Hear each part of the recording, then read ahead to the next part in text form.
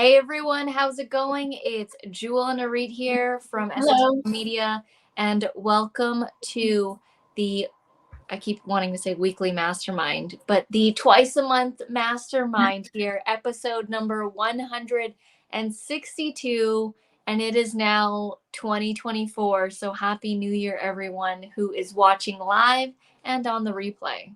Yes, Happy New Year, everybody. It's a new year, new opportunities, new things to create, new goals to achieve, new happiness to be experienced, right? And yeah, Jewel, I know because you were saying you're so used to saying weekly. We've recently switched from weekly to bi-weekly on our live streams. And today we have a special episode for you guys. We're doing a live Q&A answering all of your questions around YouTube. So, as some of you know, we coach clients on the topic of YouTube strategy and growth. We're founders of the Profitable Channel program, which I'll put up here in a second. But that program really helps people leverage their passion and their expertise to grow their audience and their income, of course. And we're just shy of, like, a couple months ago, we hit 56,000. We're just shy of 57,000 subscribers on this YouTube channel. And I share that with you because I want you to know that we're not just teaching about YouTube, but we're in the trenches with you. So do keep that in mind. And before we dive into the Q&A, let's start off the conversation by getting you guys to share your wins for the past week.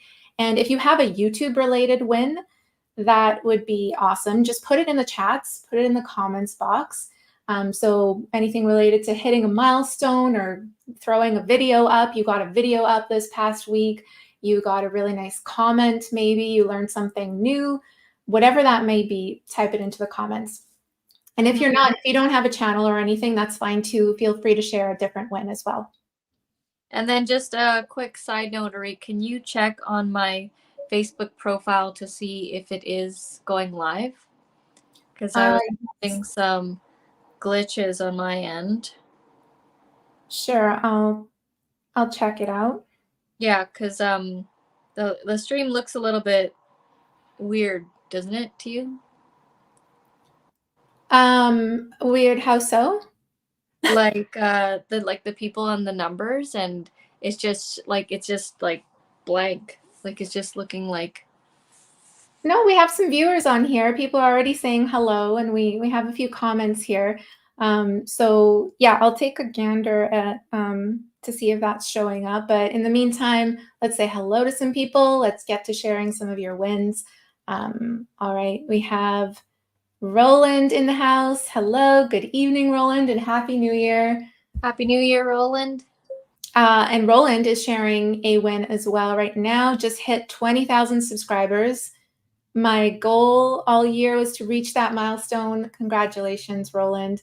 And 20K was reached on December 31st. Wow, very last day of the year. Yeah, I remember it was like really close. You really hit it at the last 24 hours basically. That's really exciting. 20, like once you pass that and you hit like 20, because it's like 10 was exciting, 15, but when you hit like 20, then it's like starts to get really exciting, because then it's like, when you say you have 20,000, that's a pretty good number. Like it's a pretty large number of people. Oh, that's an amazing milestone to hit, Roland. What are you doing to celebrate? And I hope you are doing something to celebrate. That's amazing. Jewel, we are streaming. The live stream is going on your profile. So okay. It's just on the iPad here. It just looks like it just says 0. Yeah, no, I see it. It's on your profile. Okay. All right, back to the comments here. Hi, Lisa. Happy New Year to you. How's it going? Oh, put up that comment that we got like right. Yeah. Yeah. We got this comment before we even started the live stream from Farouk. Congratulations, both of you have been following your tutorials since you've had 33,000 subscribers on your channel. That is amazing. Yeah, you are an OG viewer, Farouk. That's so cool. Like 3,000 subscribers was 2016. Yeah, 2000, Yeah. or even like a year before, 2015, No, not because that. that was around the time when we got that call from YouTube and we were like That's 3,000 subscribers. How do we get to the next step? But that. yeah, that's amazing, Farouk. Thank you so much for leaving that comment. Wow, that's really cool that we, still have some people that are still around from 3,000 subscribers. Yeah, really cool. And Phil, hello, Happy New Year. Phil is Hey, sharing Phil. a win 23,000 subscribers today. Wow, we got a lot of new New Year's milestones in the community. That's awesome. Congrats, Kicking it Phil. off the new year with 23,000 subs. That's Yeah, cool. starting off strong. Love it. And Rai, hello, hello. How's it going? Hey, Rye, how's it going? How's the Amazon influencer program going? And we have Jojo. Happy New Year, Jojo. Hey, Jojo, Happy New Year. And Tracy. Happy New Year, Tracy. Hey, Tracy, good to have you on here. Roland saying hasn't decided yet on how to celebrate. Make it good. 20 Yeah. 20,000 is a really great milestone, and worth doing something significant to celebrate that. And I would say to do something that you don't typically do. Don't, like, let's say you go for coffee at the same coffee shop all the time. Don't do the exact same thing. Do something completely different that you would enjoy doing. What are some of the things that we've done some pretty crazy things like I for mean, like gone on some cool trips for one. oh yeah, I remember 10,000 subscribers. We were in Phoenix, or no, somewhere in Arizona, and we took a picture with a cactus that was bigger than the size of the house that we were staying at. So, oh yeah, and we were on the hot air balloon. So I mean, you don't Yeah, have to do something as extreme as a hot air balloon, but something cool. Do something cool. definitely. Yeah. Congrats to all of you guys, for sharing, and thank you for sharing those wins. That's awesome. Mm-hmm. All right. Well, let's dive right in and into the Q&A. And if you want to ask anything about YouTube, just feel free to pop it into the comments. It could be anything related to, content strategy, growing your channel, monetizing. I mean, there's so many different things that we could talk about. So you can put your question into the chat, and we'll do our best to answer it. And if you don't have any questions yet as of right now, you never know, something might spark later on, because we've actually curated a list of some questions just to get the conversation started from the past few months, of just like common questions we get. So you can feel free to just listen in, and yeah, maybe it might spark something. Yeah, and just to give a quick Cole's Notes backstory, started the channel in 2015, realized there was something with YouTube, like there was something to be on video. Like video was just emerging at that time, and it's still as popular, I think, as it was back then, even getting even more popular. And we've grown our business from specifically YouTube. It allowed Auret to quit her job. It pays for the lifestyle that we have. We now have 5 employees. We did a post about that the other day. We're now a team of 7, and technically there's a couple more people that are not officially on the roster, but we're now a team of 7, and our YouTube channel and our whole business has allowed us to do that. And we have some big things planned for 2024 and beyond. Like, we're restructuring, we are getting some systems down in place, hiring obviously, and just really wanting to grow. Yeah, it's been quite the journey. And YouTube is the long-term game. I mean, I'm sure for some of you who are already in that game, it.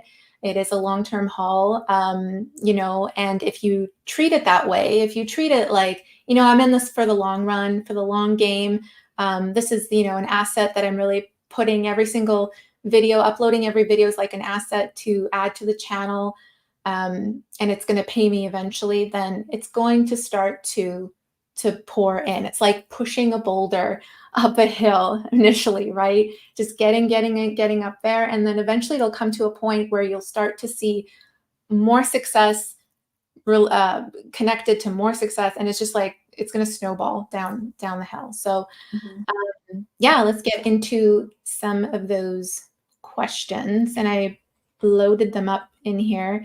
And Jewel, feel free to you can answer certain questions better than I can too. So we'll just kind of riff off of this and go back and forth. The first question I have here I pulled up is, how can I promote my YouTube videos on other social platforms to increase visibility? So you want to take a stab at that, Jewel? I mean, for us in the beginning, we actually just stayed on YouTube. We heavily did SEO to really harness that. And honestly, it wasn't until it started doing its own thing on YouTube and where it was consistently getting subscribers, views, leads, did we start to go elsewhere. But I find that other people try to initially take people outside of YouTube to go to YouTube, when I think it should be like the other way around. Like, I think you should build from within YouTube and get that going rather than going elsewhere, like trying to get an Instagram person to go onto YouTube. Because if you think about it, the person's on Instagram, they want to watch something on Instagram, or let's say they're on Facebook, they want to watch something on Facebook. So yeah, there's definitely ways to cross promote for sure, but initially I would just focus on getting your base down on YouTube and getting the whole machine going. I call it a machine. Like you're guaranteed, well, nothing in life is guaranteed, but for, like since we started our YouTube channel in 2015, 2016, up until this point, we have consistently gotten 500 to 1,000 subscribers per month, sometimes more, right now a little bit less, but it has been going strong since 2015.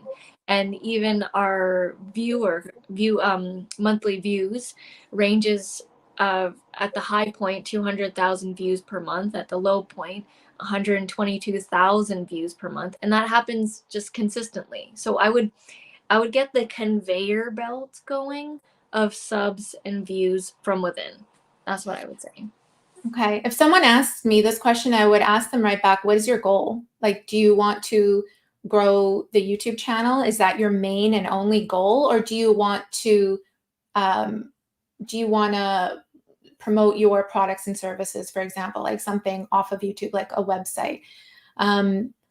And the reason why I ask that is because, yes, if your answer is the first one and you're brand new to YouTube and you want to grow on YouTube, YouTube already has so much traffic that you can leverage off of, just like you were saying, Jewel. So really focus all of your energy on going all in on YouTube and really understanding how to make that work and how to leverage off of getting found in a search or the suggested. There's so many different types of algorithms that you could play to on YouTube. There's not just one algorithm.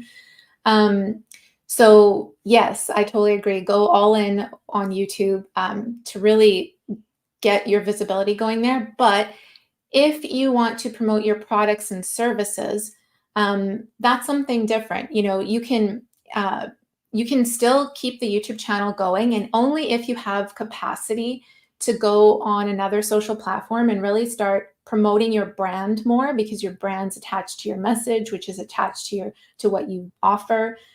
Then you can start to repurpose some of your content on YouTube and post it on that other social platform. It's always best to post it natively to that platform. So taking a snippet of that YouTube video or even the full video itself, and let's say we're focusing on Instagram, posting it as a reel or a short, like a story or something. And that way you're still leveraging off of this video content, but you're gaining more visibility and more eyes on, in terms of like an audience that would hang out on Instagram versus YouTube. You know, you're kind of casting a wider net that way. But yeah, it's only really if you have the capacity to let go on other social platforms. Because yeah, in the beginning, like it's you really got to take that magnifying glass and focus in on one platform to get good at it, right? Yeah, because there's, people in the beginning, they're like, I'm starting a brand new YouTube channel. Let me post to every single platform all at once. And Mm-hmm. they burn out. And then by the next month, they don't put out videos. So it's like, it's a long-term game. We've been doing this since 2015. We've seen many people come and go on YouTube, and it's crazy. It's like, you got to keep it exciting for yourself too. That's also another, because Yes. if you get bored of it and you're doing the same thing over, eventually it's not going to be about the views and the whatever that's coming from it. You actually have to enjoy the content, the words you're saying, or whatever you're doing in the video, Yeah. because it'll turn empty eventually if you don't like it. Mm-hmm. I'm going to head to the chat Yeah. here. I already see some comments. So Tracy is saying, for my channel, I usually make a video and then do my SEO to find a good title. Should I be doing it the other way around? So SEO research first to find good topics and then make the video. So I have my own answer to this, but what do you think, Jewel? So for me personally, I do I do the video that I want to do first, and then Roland does the SEO. But actually, Tracy, in the most recent meetings, Roland's been actually doing research for us because we do not have the time to go and scout new ideas and new stuff. So he's actually been doing that for us and documenting it.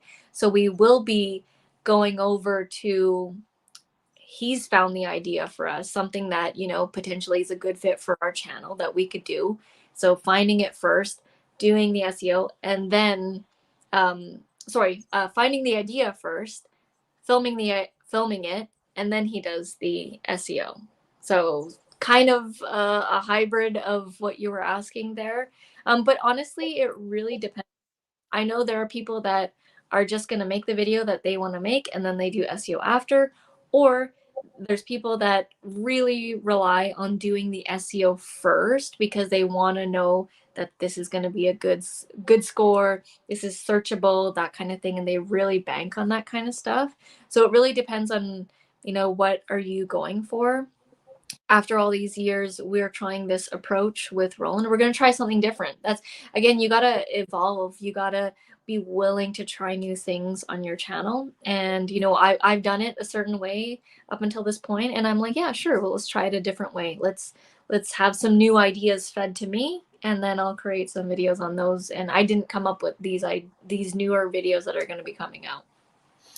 So for me, Tracy, this might be like confusing. Which way do I go? But for me, I like doing it the other way. I like having the SEO first and then filming the video, because that way I can, first of all, it just makes me feel good that I know it already has a good score and it's something that people are searching for and I could potentially rank for it. But the other thing too is, if you're saying your target keyword in the first, I can't remember how many seconds, but it's like in the first bit of your video, then that's also a good thing in terms of SEO, because the algorithm can read what you're saying in the video as metadata, and especially in the beginning piece. So it just adds a little bit more SEO juice, but we don't want you to like have that, if you're so comfortable doing it the other way, and it would be tough it would just mess everything up and tough to switch things around and mess the consistency up, then your priority is consistency. Like, go back to what's going to keep you consistent with releasing videos on the channel and doing videos that you enjoy too, because sometimes you might be doing the research, but they're not necessarily topics that you want to do videos on. So that's another thing. So it's not a black and white answer. It's a little bit of both. Yeah. All right. Roland says, wow, it's so amazing how your business has grown. Thank you, Roland. I was telling my wife today, Jewel and Auret's courses, workshops, services, how-to videos are so helpful. No fluff, real value. Yes, thank you. We're pretty authentic. Like you see here, like we're just, going off the cuff, as they say. Yeah, thanks, Roland. Phil says, it's cool to see how we have all stayed consistent and carried on growing. Yeah, these last few years. Absolutely. Yeah, I mean, it would be so fun to look back at because it's all being documented. All these wins have been documented. And, when you were saying, Phil, 5,000 or 6,000, and then now you're saying 23,000, it's pretty awesome. Yeah, it's cool that we've created this community here with all of us growing together. Hey, Alan, how's it going? Alan's watching from Facebook. Hey, Alan. And he's planning on updating every week one video on your channel about your pickleball startup. That's fun. That's really cool. I've never played pickleball. I've never played either. I've seen Yeah, it. but it looks fun. Yeah, Roland says he has a 50-50 style in terms of doing the SEO first versus after filming the video. Mhm. And his video, good thing to note, with the 1.1 million views was an SEO first video. So, you can take it from there, Tracy, in terms of what you'd like to do. It can be good to do SEO first sometimes. All right, so let's move. Sorry. I would say at the end of the day, it's whatever's going to get you to get an output of a video, right? Yeah, exactly. I mean, there's foundations and priorities to building a successful YouTube channel. And on the very, very bottom of that is create good content and be consistent with releasing that content. And only above that is, okay, now how do I get traffic to these videos and SEO and all this kind of stuff? So definitely make sure you take care of the first two before moving on to the SEO piece. Mm-hmm. Okay, the next question we get is, how do I deal with copyright issues and content ID claims on YouTube? That's for you, Jewel.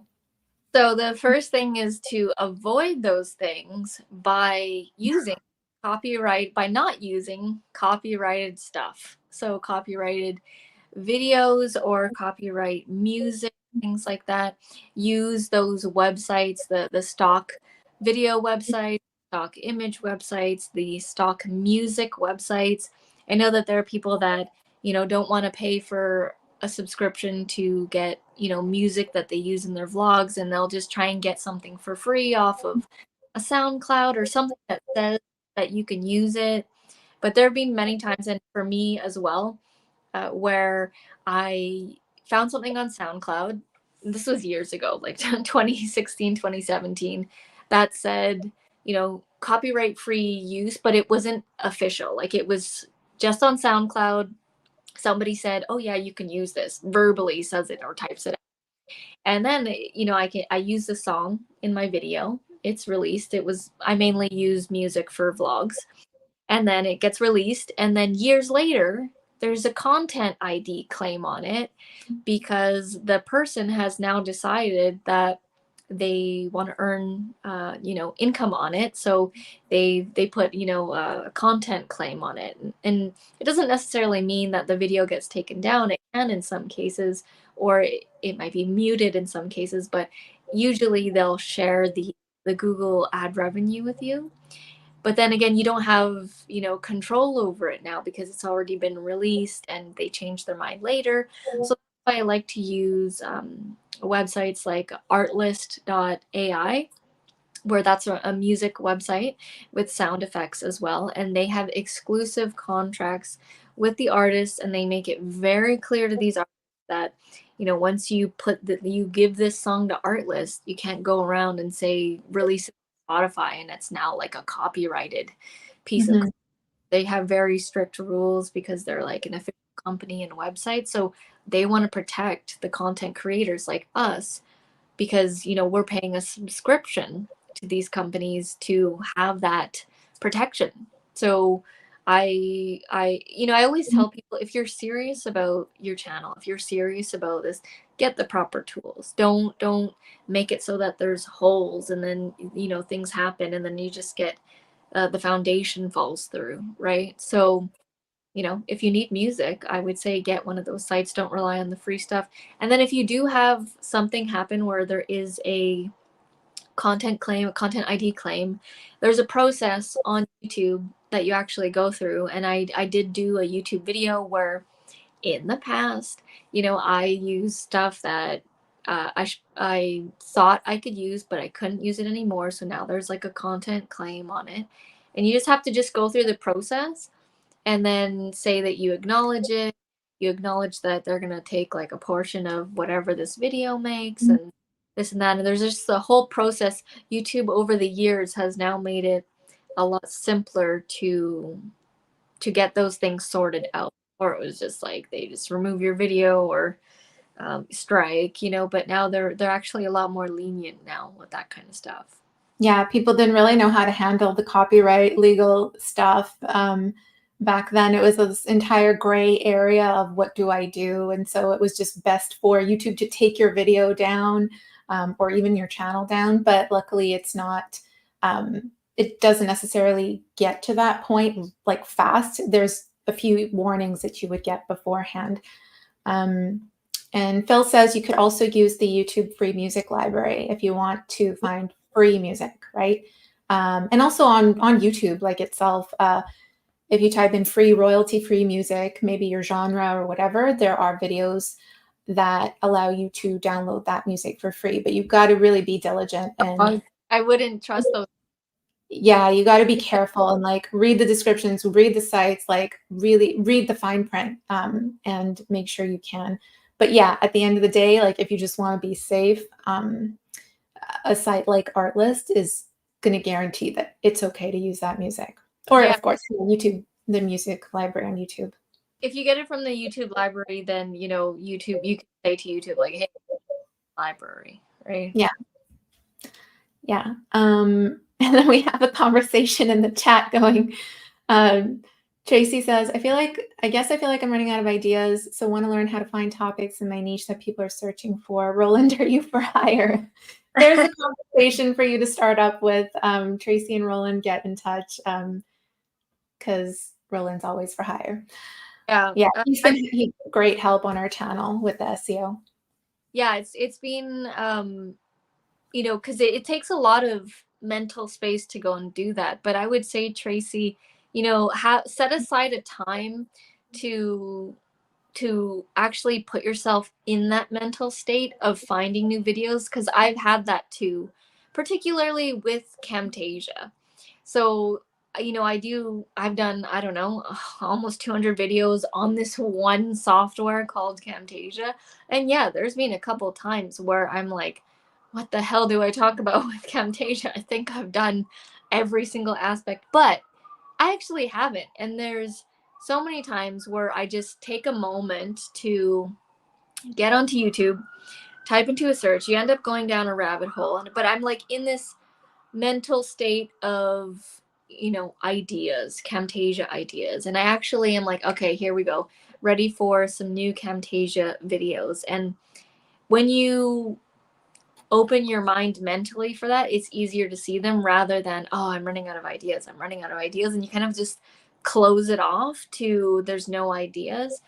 But I feel like in your category in gardening, in plants and things like that, that you could find some new ways to create videos. So yeah, either talk to Roland or have a session where you sit down and go down the rabbit hole, allow yourself to go down the rabbit hole of finding out, new video ideas. Mm-hmm. All right, let's move on to our next question. How can I make nice looking thumbnails? All right, so the first thing I would say to this question is it's not necessarily about making thumbnails that look nice. It's about making thumbnails that get clicked on. So those are very different things. Like what you consider is nice might not necessarily be something that grabs attention and gets someone to click on the thumbnail. So just something to keep in mind. But, I would design all of our thumbnails in Photoshop. I love using Photoshop. If that's, out of your realm, because I understand it is, first, it can be a daunting software to learn.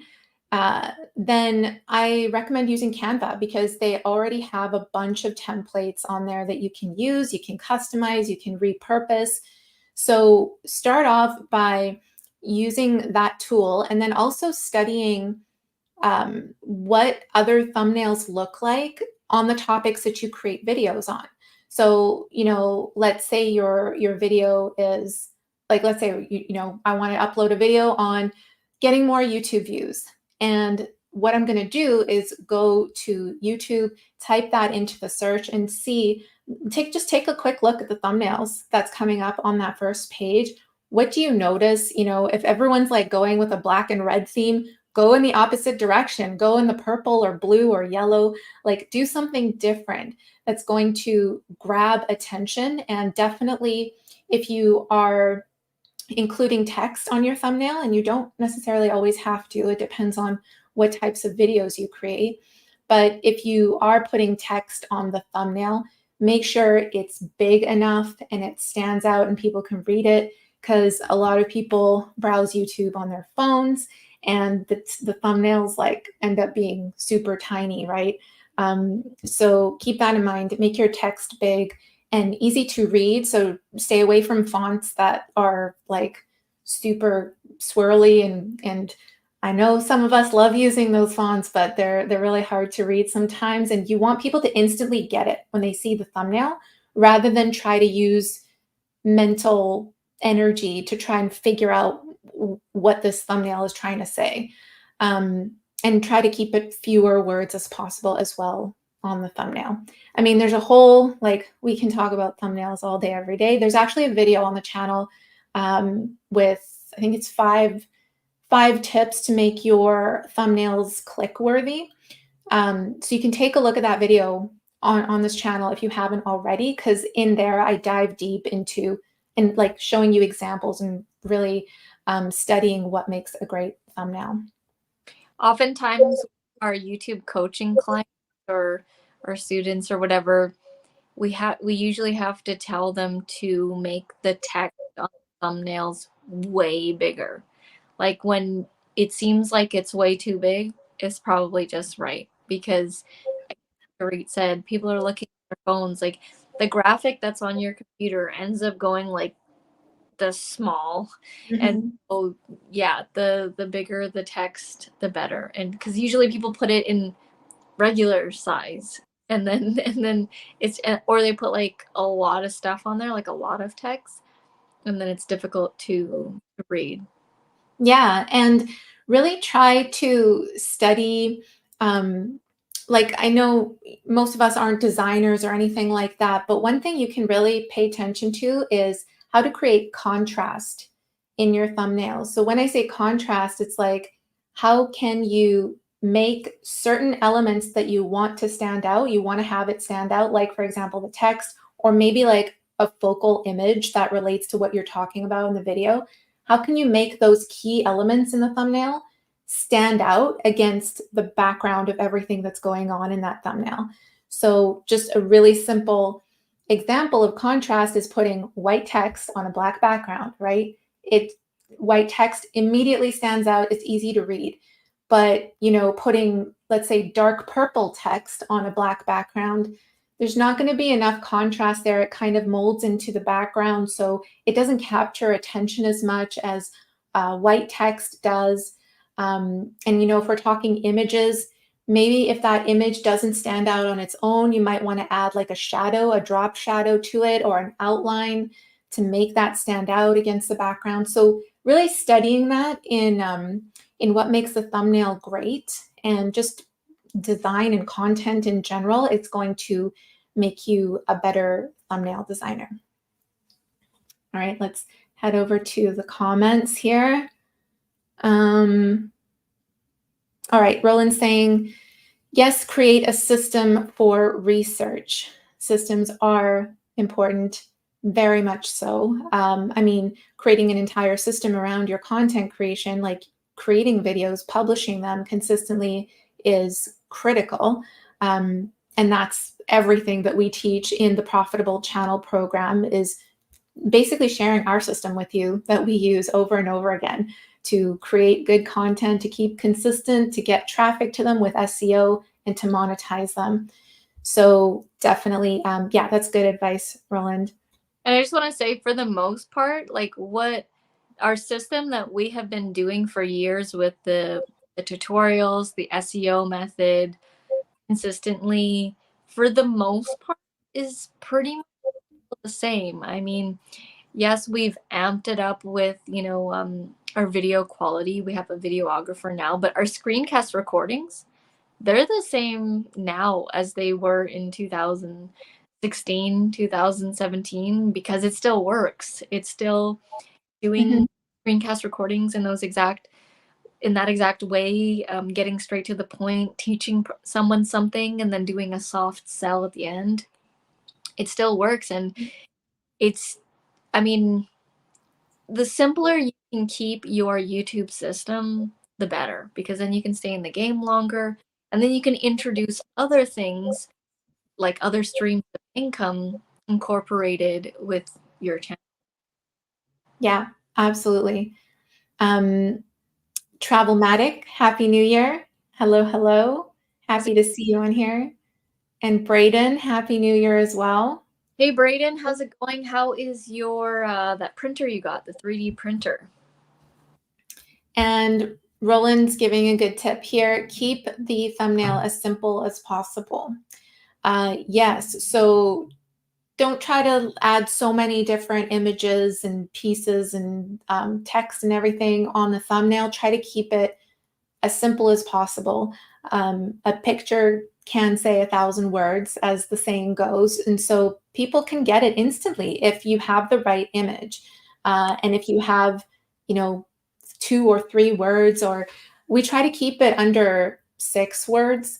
But, we're still, you always want to be in a competition with yourself and your own channel. So take a look at what your current click-through rates are now, and pull out the ones that are the highest click-through rates and do more of those types of thumbnails and see what happens. See if your average click-through rate on the entire channel increases as a whole.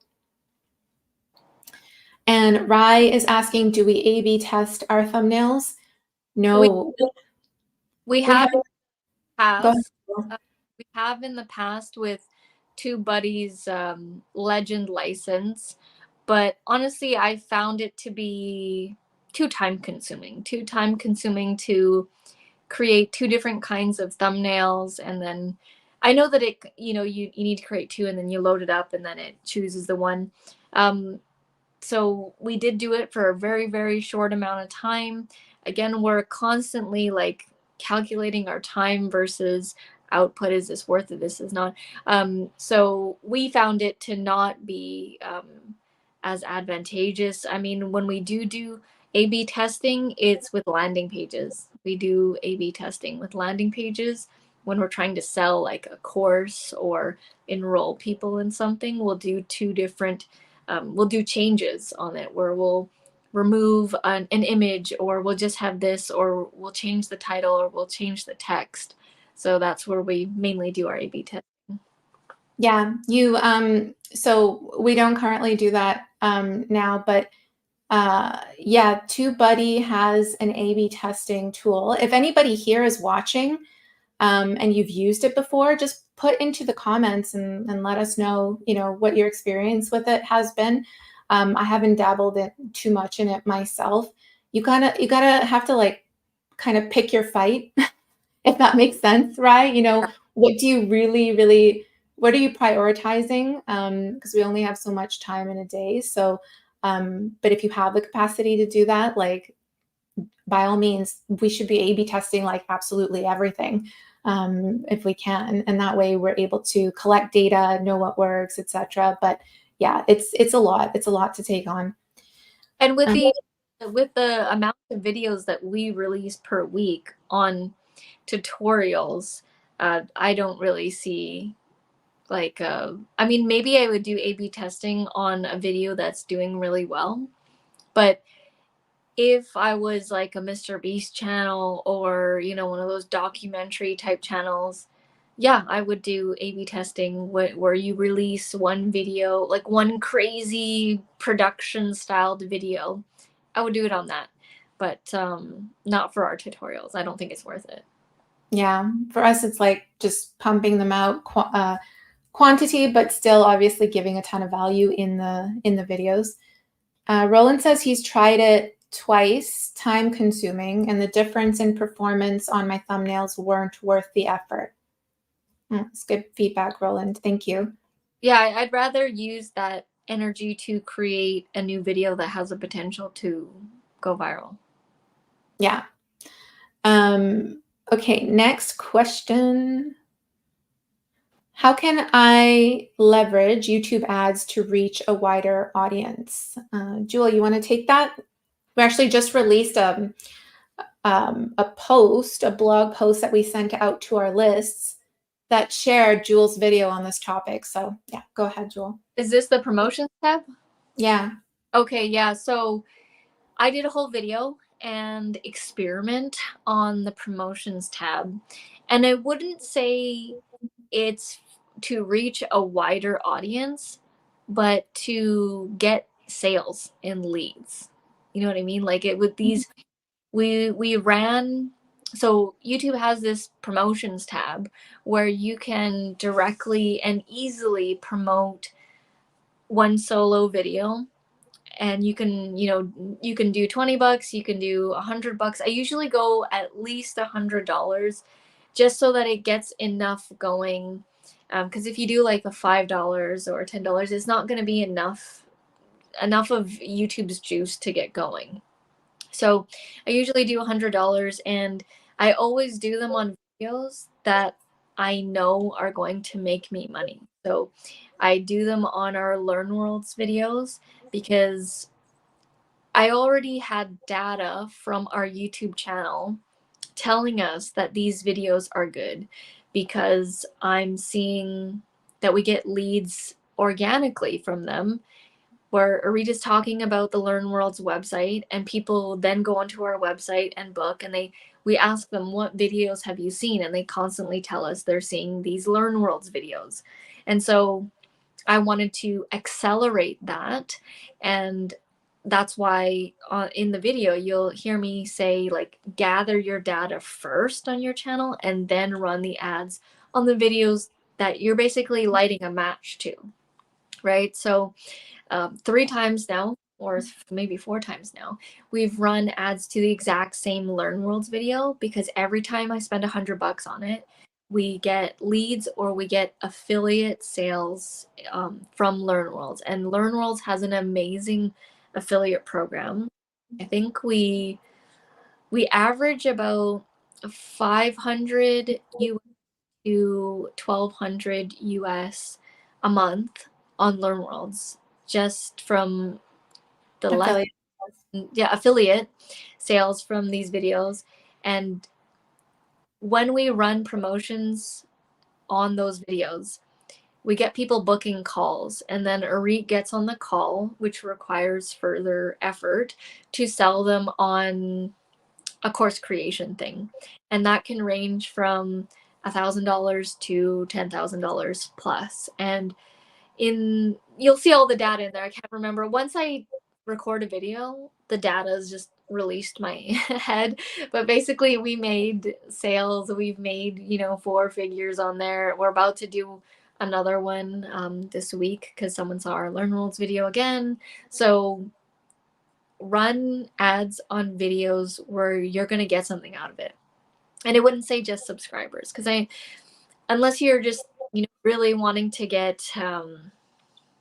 just to get what do you call it? Just Vanity metrics. yeah, just the vanity metrics, then and have the money to spend on it, sure. But if you want to be strategic, I would look at your videos. What are the ones that get you leads, sales, affiliate, that have already shown you organically, and then put money towards it, like run ads on that. That's basically it, and what I continue to do. Yeah. Key takeaway, make sure the video already works to do what it is that you want it to do, and then you can supercharge it with ads. That way you're spending your money wisely on something that will, just as long as you keep pumping the numbers in, it will produce for you. All right, next question. We always get this question. I'm not getting many views on my videos. How do I get more views? Question mark, exclamation, right? Like, it's just, I know it can be really frustrating when you put all this effort into creating a video and you're releasing it on your channel and you're not seeing the metrics that you want. So the first thing I would say to you is, like, I would first look at your channel and be like, okay, how many videos have you released on the channel? Because if you just have 1 or 2 videos, like, you should not be complaining about views. You should really be focusing on creating good content and releasing consistently on the channel. You need to do it 100. Yeah, like, make that your goal. Like, without even thinking about views, make it a goal to just focus on releasing 100 videos on the channel and just see what happens, because you really have to work that muscle down first of creating content consistently. Remember those first 2 foundational pillars we talked about earlier in the call? You got to get those down first before you can focus on views. And I know it's hard to swallow that pill, but it's just the truth. It's not what sells, but it's what's going to create a solid foundation for your success, for all of the videos on your channel to accumulate views later, and including the ones that you release in the future. And for us, once we've gotten that muscle down of creating videos, we started really paying attention to, how does this YouTube SEO thing work? How do we do search engine optimization for our videos? Because, as you guys know, our channel is an educational channel, and using that strategy, SEO, YouTube SEO, along with your how-to videos where you teach certain concepts, you're talking about certain concepts, those strategies work really well together. And so you want to get really, really good at YouTube SEO, which is, again, we go into heavy detail in the Profitable Channel program. We have a 5-step method that we just use over and over again on all the channels, or Roland helps us with that now. But yeah, it also take into account what type of channel that you have, because YouTube SEO might not be the strategy for you to get views. Maybe it's like you have a vlog channel, or a different kind of, like, a lifestyle channel, where you want to experiment with other types of view or YouTube growth strategies. So Julie, you want to share any thoughts on that question? How do I get more views? Mm-hmm. Well, it's hard to answer that question when I don't know what your YouTube channel is about. Because if you have a channel, I would say, well, first of all, I would ask the person, why do you want to get more views? And they'll be like, well, to make more money. And I'll be like, well, there are other ways to make money on YouTube without chasing the views, because as we've seen time and time again, you can get all the views you want and make like cents, or you can get very concentrated views and make thousands. Mm-hmm. So I need to know what the channel is first. But let's say you're, I don't know, a vlog channel or something, and you want to get more views and your vlog channel isn't getting views. I've seen many vlog channels, and they think that just because they title it a certain way, like I ate 3 cheeseburgers in a minute or something, it doesn't get any views. For me, I would go the route, where did you eat these cheeseburgers? Like, what's the restaurant that you ate it? What was the burger that you ate? And I would go, I love the SEO route. I don't like banking on the chance of viral. I want the consistency of SEO and being searched by the exact person searching for that. Because I feel like when a person types in the exact thing that they want, see the exact thing that they typed in with the exact, it's like more potent. They're more potent. So I have a totally different thinking because, there are people that just want the blowout of the million views that mean really nothing in the grand scheme of things. Like, and again, this is all really for money, right? But if it's for it, to me, if it's for money, then I would say be more strategic. Do you have a product or service? Is there an affiliate program? Are you attaching something to this? Are you leading somewhere? Do you have a website? Because if you just have some burger eating video and you want to make money, you got to think of the back end here. What's happening behind the scenes? So I know it's not the popular answer, but I would need more information. It's difficult for me to give a generalized overview because there are so many ways to do YouTube. And the way that I'm saying isn't the only way. It's just the way that I would do it. Because personally, I wouldn't want to I wouldn't want to be like the celebrity type on YouTube. Like I wouldn't want to have it be based on getting a million views every time. Do you know what I mean when I say that? Yeah, going like a viral influencer. Yeah. I don't want to have to keep chasing that. You know what I mean? I like that I don't get a lot of views, but yet, again, I say this over, like we have videos that have less than 100 views, but we've made a $10,000 sale. Like that to me is way more exciting to me. Yeah, it ultimately comes down to your goals, right? Why do you want more views? That's a great question to ask first. But yeah, definitely have those foundations down first. I'm just going to pull up a comment here. Cheeks is in the house. Cheeks from Product Patrol. Happy New Year. Hey, Cheeks, how's it going? How's it going? Hope you had an awesome New Year celebration, Cheeks. Mm-hmm. All right. Yeah, we can tackle one more and wrap it up at the top of the hour here. This is a good one. Makes you think. After how many years of doing YouTube? What is it's like been over a decade. Like, Yeah. yeah, I mean, we started doing it seriously in 2015, but we started the channel before and just was like throwing a video here and there. But it's been a long ride, right? Yeah. Is starting a channel worth the effort? So go ahead, Jewel. Okay, so I was gonna say it's only worth it if you actually like doing it. Yeah. Because there are people that, get the idea, oh, I should start a YouTube channel. And I'm like, well, do you want to start a YouTube channel? Well, I don't know. I just think I maybe, people are telling me I should and all that. And then Yeah. Keyword should. That's like an alarm word. you gotta feel it and you gotta be like, oh, I've been thinking about it for years, or you're really drawn towards video. It's only worth it if you enjoy the process. And like with anything, it's only worth it if you actually enjoy it. Yeah.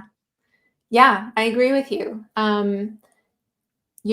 Like Jewel said in the beginning of this video, this doing YouTube has has really made me grow in so many different ways, like personal growth. It's grown our business, so professional growth, spiritual growth, even like, you know, it's a personal development journey in itself. Because I was not someone who was really good at speaking on video, speaking to the camera. Like it would take me hours and hours to film my first video. And even then, I wasn't happy with it. So I'd sometimes delete it and then film a new video. So honestly, like it's been a blessing in that it's gotten me out of my shell, and more confident in speaking, and if these are things that like you kind of you resonate with, you feel like you want to do it but you're scared. If fear is the only thing that's holding you back, but you feel this thing inside of you where you really want to do it, do it. move through the fear, like that's a calling where it's telling you like, oh, this could be really good for you. And on the like professional side of things, lifestyle, etc., like this channel has done so much for us. Like it's allowed me to leave my 9 to 5 job. And it's allowed us to really grow our business, to establish authority in this field of social media, content creation, and YouTube as well. And it's a great piece of credibility, honestly, to be able to show anyone that you talk to that you have this portfolio of videos that could be really helpful for them or really helpful for their network, or their employees, like depending on who you're talking to, right? Other people that you talk to could be influencers in their own way. Like someone who's holding a networking meeting, or you really never know. You never know who you're going to come into contact with. And you also never really know who's going to see your videos and ends up being really impressed by it. Like I never thought we would have big names like Danielle Laporte, interviewing Danielle on this channel, or being featured on TubeBuddy even. Like all of these things are just, they create great leverage. And so it's that ball that I was talking about in the beginning, pushing that up the hill. It's a snowball effect. If you really stick with it, and you've got to enjoy it though, because it is a long haul. So if you really stick with it, you enjoy it, you believe in it, and you want to grow, then this is very much worth the effort. Yeah, it's worth it because we started our entrepreneurial journey in 2010, and YouTube was cause in 2010 I said to myself, I don't care how long this takes, I'm gonna figure out how to make money online. And this was in 2010. I was saying this in 2010, back when there was not even really payment processors. It was like eBay, and it was very minimal. And so I set out to figure out how to make money online. And if completely real and honest, it wasn't until 2018 we made money up until that point, for sure, like different things and trying, but the real breakthrough moment where I felt like we cracked it was 2018.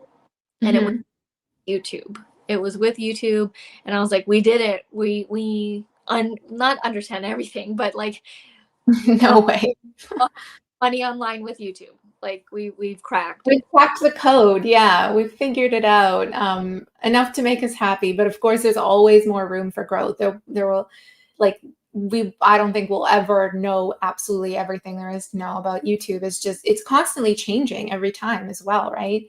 When you're on that journey of trying to make your own income online, there's this, like, you're trying out different things, and then there's a certain point where you're like, yeah, I figured it out, I cracked this one out. And so yeah, I think we did that in 2018, and when it's with YouTube. Like YouTube has always been taking care of us. Like I always say this, you know if you want YouTube to take care of you, then you take care of YouTube. And what does YouTube need? YouTube needs videos. It needs consistency. You choose your method of if it's going to be the SEO route, or if it's going to be the recommended videos route, or if it's the viral route. Choose, a method to go after, feed it needs, and then it's going to take care of you. You obviously need to set up certain things to make the other streams of income, but it can definitely take care of you in the Google AdSense portion. But I would always say don't rely on one source of income from YouTube. Always create multiple, and build from there. Build one and then go to the next. Like we had our Google AdSense. At one point it was like 2,000-3,000, and even during the pandemic, YouTube Google AdSense was paying us $5,000 to $6,000, but that's because everybody, like literally the whole world, was online. So that was a very, very special period in time. But once we had our Google AdSense going, I got it to 1,000. Then I said, okay, let's build another one. And then it was like affiliate, and then it's courses, and then it was services, and then sponsorships, sponsored videos. So definitely focus on one, get it going, then go to the next. Mhm. And Roland has an answer for this as well. Yes, for me, I enjoy it. He says it fills my days with creativity. I also enjoy learning everything YouTube to improve. I enjoy creating the income. And since it's a business, it really helps with taxes, whether you earn or not.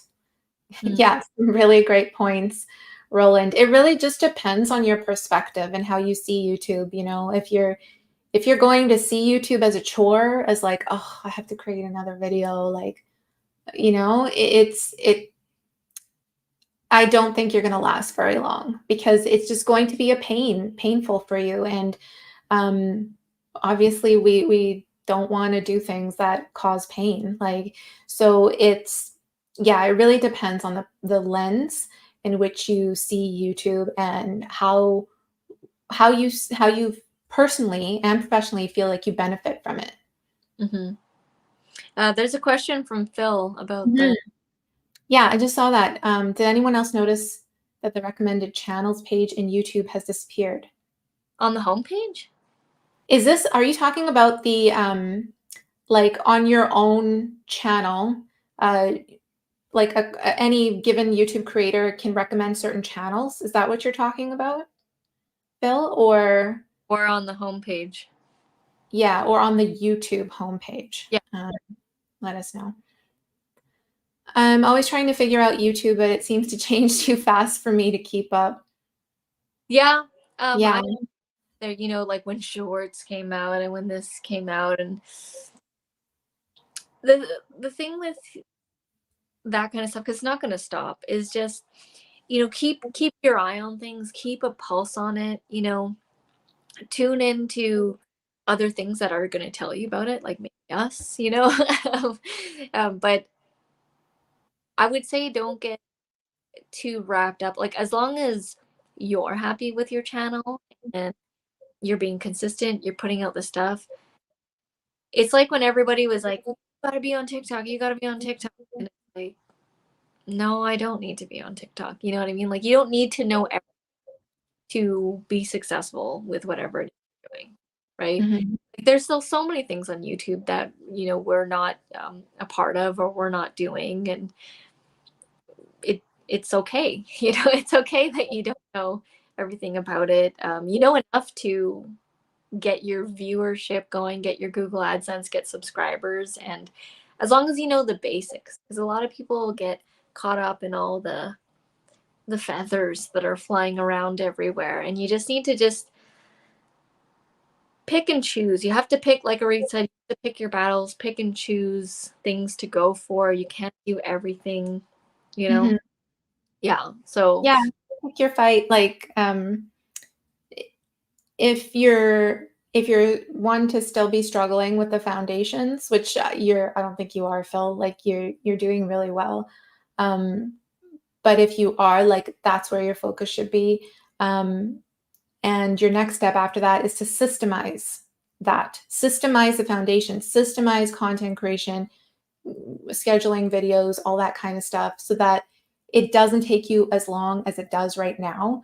And then the next level after that is like, okay, what's something new I can try?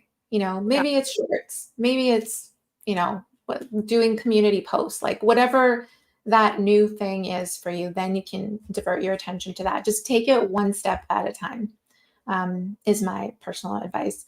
And yeah, so you are talking about on your tabs. So yeah, on your YouTube channel, those little different tabs, right? Videos, community, etc. There used to be one that's called channels, and it would show the recommended channels that you personally recommend to other viewers. They did get rid of that.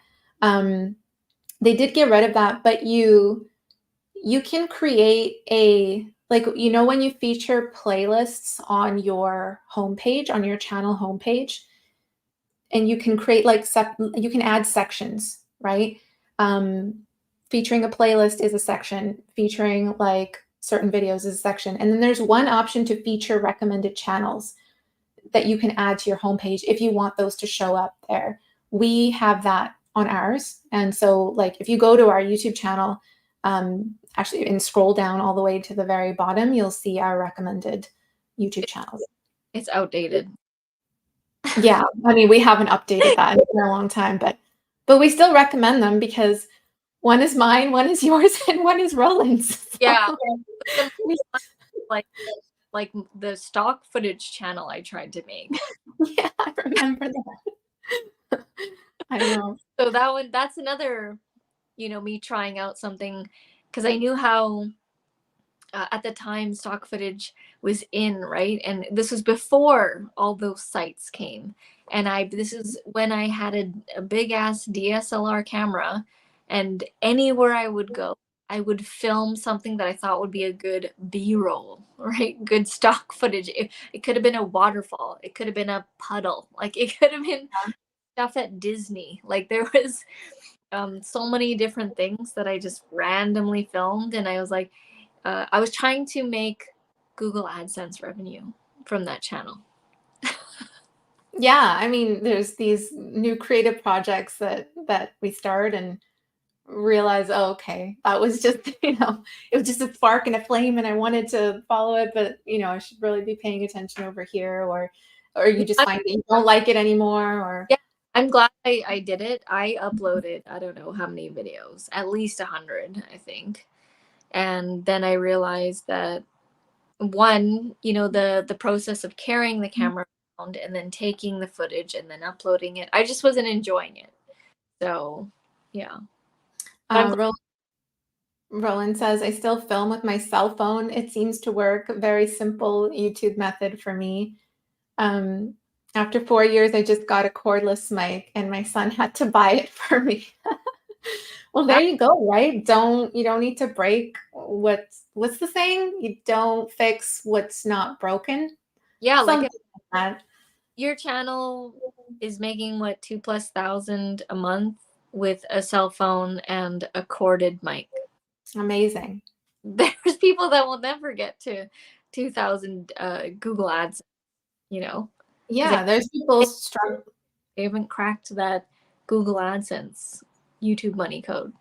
There's people struggling to like actually get a video up because they're trying to figure out their DSLR camera or lapel mic, and and it's like, again, going back to the foundations, right? Just get it up there with whatever works for you.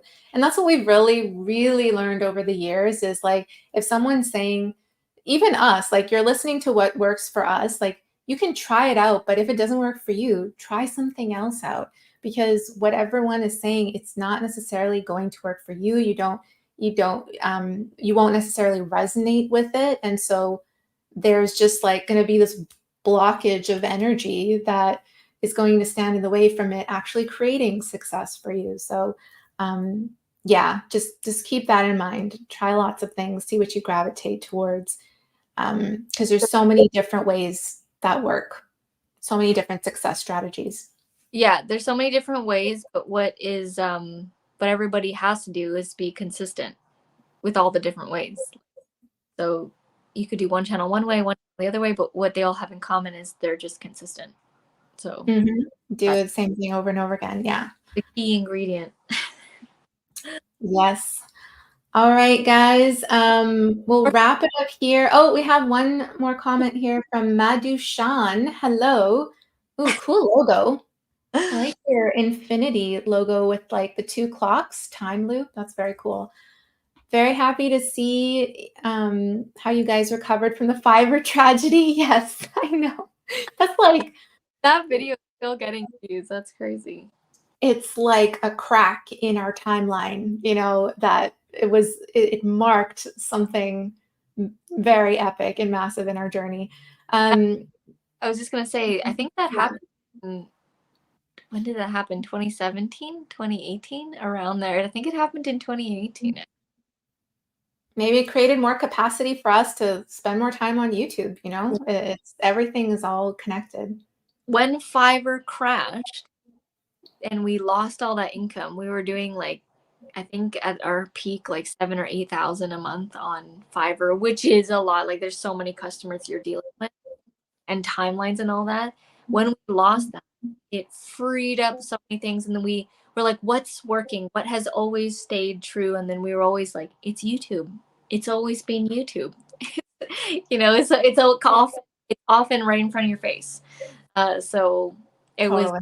a horrible tragedy, but actually so much good came from it. A blessing in disguise. Yeah. Thanks for leaving that comment, Madhushan. Really appreciate that. And thank you to everyone for watching and for hanging out with us in this live stream, this YouTube Q&A. We hope you've enjoyed it. And the next live stream is going to be January 18th at 6 p.m. PST or 9 p.m. Eastern. So we hope to see you there. Put that in your calendar and have a great rest of the week. Bye, everyone. Bye, everyone.